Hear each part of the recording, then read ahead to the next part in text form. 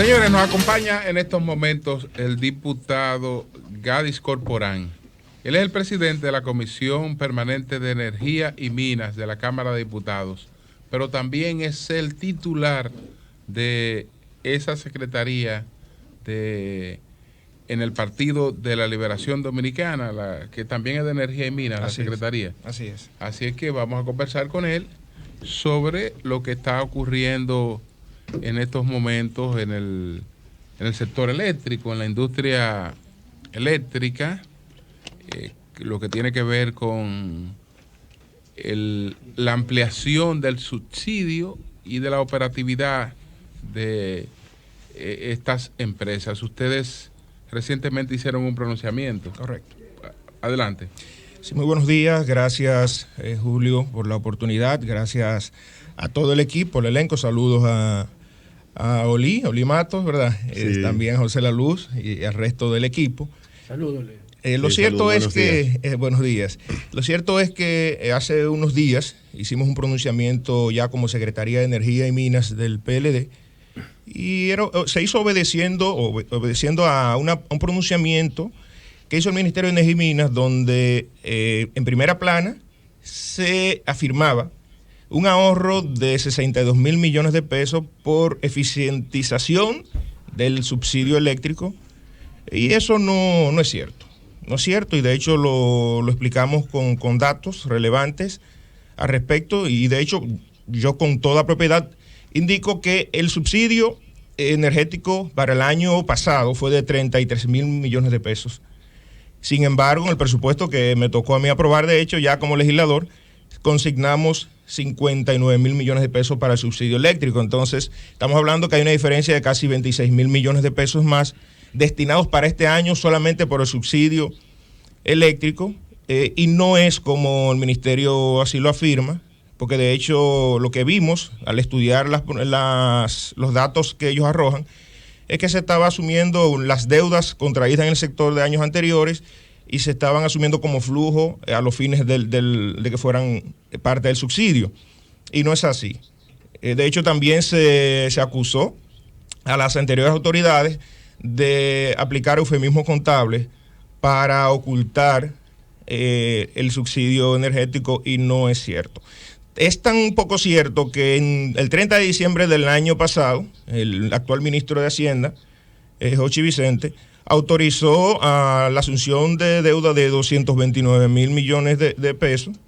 Entonces, si nosotros los 57 mil del 2019 que habíamos asumido vía el Ministerio de Hacienda bajo la gestión de Donald, entonces, y ellos asumen los 26 mil, entonces, ¿cuál es la anomalía o el eufemismo contable que se aplicó? Pero lo cierto es que las deudas asumidas por cualquier empresa y que se vienen arrastrando durante años, en cada año fiscal son asumidas, o sea, son reportadas, por así decirlo. Entonces, asumir para el año pasado y para este año que esas deudas que se habían asumido con los generadores, luego en línea de crédito, que formaban parte del subsidio, sería contablemente incorrecto. Ayer conversé en privado con el director de presupuesto. Me establecía a propósito de esto, y tengo el cuadro que presentó el Ministerio de Energía y Minas, que el eufemismo, es decir, lo es correcto, y lo que planteaba era que las EDES tenían la capacidad de asumir compromisos tanto con generadores como con instituciones financieras del sistema, que luego eran transferidas a Hacienda. Correcto. Sin pasar por el tapiz del Congreso, por ejemplo, es decir, sino que iba a los déficits normales del Estado sin transparentarse como parte del subsidio eléctrico. Al final, todo el dinero que se pone al sistema viene siendo un subsidio por parte del Estado, era lo que establecía el director de presupuesto. No, yo difiero del director de presupuesto en lo siguiente. Los 30 mil, por ejemplo, millones de pesos que están contemplados en línea de crédito con el Banco de Reserva de este año fueron aprobados por el Congreso. Igual los 26 mil que fueron aprobados el año pasado también fueron aprobados por el Congreso. Sí, fueron aprobados. Él no dice que no fueron aprobados por el Congreso. Lo que él dice es que no resultaban en la contabilidad como subsidio. Incluso ellos en su cuadro plantean que el subsidio del sector terminó, lo que tuvo que poner el Estado del presupuesto en el 2019 no fueron los 30.571 millones, sino fueron, si le aplicamos todo lo demás, prácticamente eran 109.000 entre lo que se pagó y lo que quedó pendiente. Sí, porque se estaba asumiendo la deuda anterior de las EDES, se estaba asumiendo como parte de subsidio. Pero si nosotros la aplicamos como deuda para el año pasado, entonces estaríamos doblemente figurándola dentro de las contabilidades del sector energético, porque son deudas que se venían arrastrando desde el 2013 y se venían pagando periódicamente y se fue acumulando. O sea, cada año fiscal que pasó, se asumía esa deuda, entonces volver a incluirlo para el 2019 estaríamos repitiendo la misma práctica. Y eso es lo que pasa. O sea, tú estás confundiendo, o ellos están confundiendo, flujo con subsidio, que son cosas diferentes. La asunción de la deuda no es parte del subsidio como tal. Bueno, por otra parte, entonces, todo este proceso de eliminación de algunas instituciones, ya se anunció que está eliminada la UERS, por ejemplo. Se está en proceso de la eliminación de la CDEE, pero siempre tiene presupuesto. Ahora mismo, en el último informe del Ministerio de Economía, Planificación y Desarrollo, hay más de 2.000 y tantos millones destinados a la CDE. Entonces, ¿cómo ven ese proceso? De verdad, nosotros no entendemos cuál es el plan que se pretende realizar en el sector energético, y lo digo de la manera siguiente. O sea, se emite un decreto donde se autoriza el inicio del desmonte o la desintegración de la CDE. Pero la CDE fue creada mediante ley.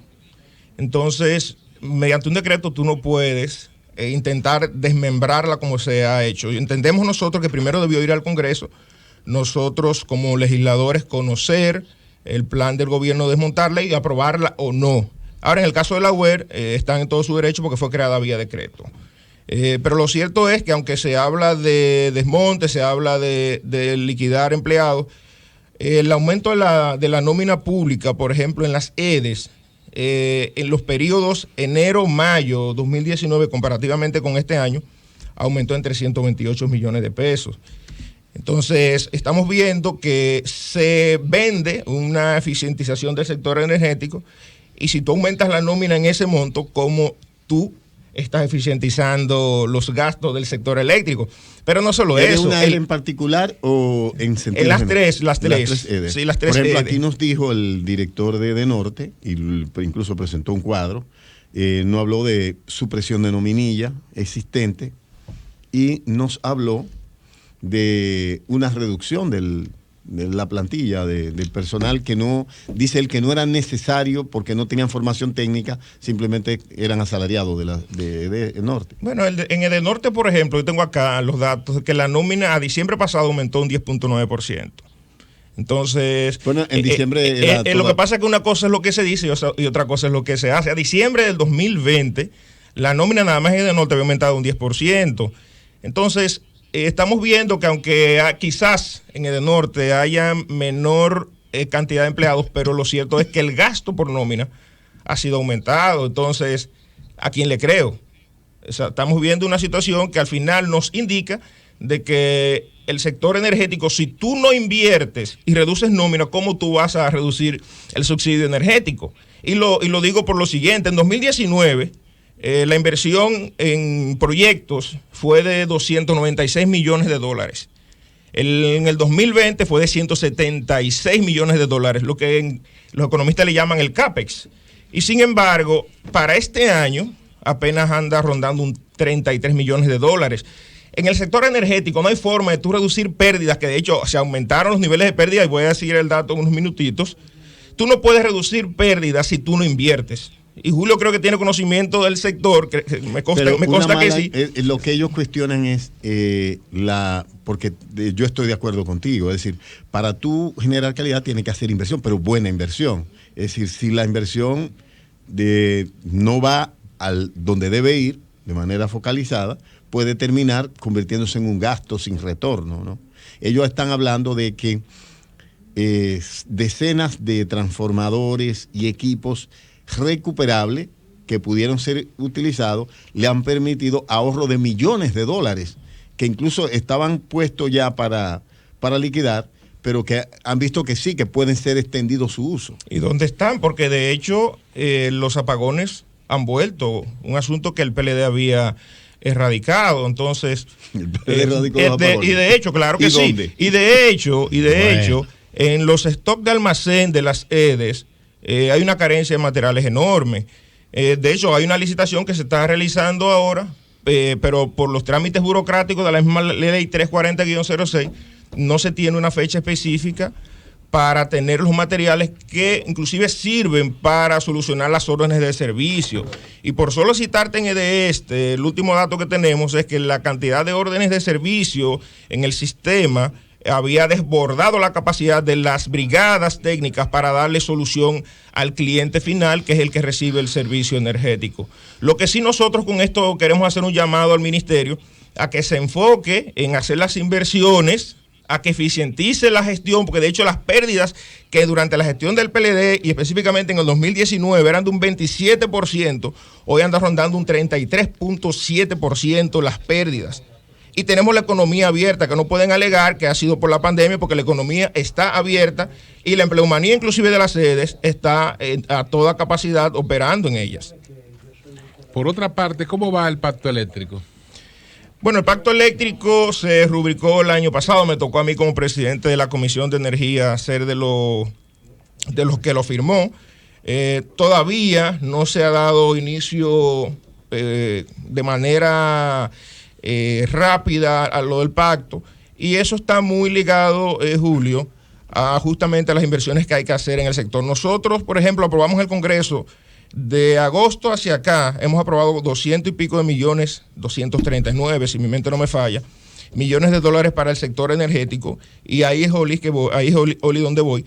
Sin embargo, no hemos visto la inversión en las EDES para mejorar justamente y reducir los niveles de pérdida. Dentro del pacto eléctrico, justamente se contempla mejorar las infraestructuras para eficientizar el sector. Bueno, si nosotros entonces no logramos bajar las pérdidas técnicas, entonces no vamos a propiciar que el pacto eléctrico se cumpla en todas sus partes. José. Líder, ¿tú nada más puedes hablar de ese tema o tú puedes hablar de otro tema? Sí, pero antes de salirte del tema, le consulté al ministro, porque Julio en otros momentos ha planteado el tema de asimismo, de cómo disolvemos una institución creada por ley por medio de decreto. Él dice que dentro de la ley que crea el Ministerio de Energía y Minas y otras leyes, mandan a disolver la CDEE. Plantea también que el pacto eléctrico... Eso no es verdad, que se lea la ley, que eso no es verdad. Es cierto. Le quita funciones.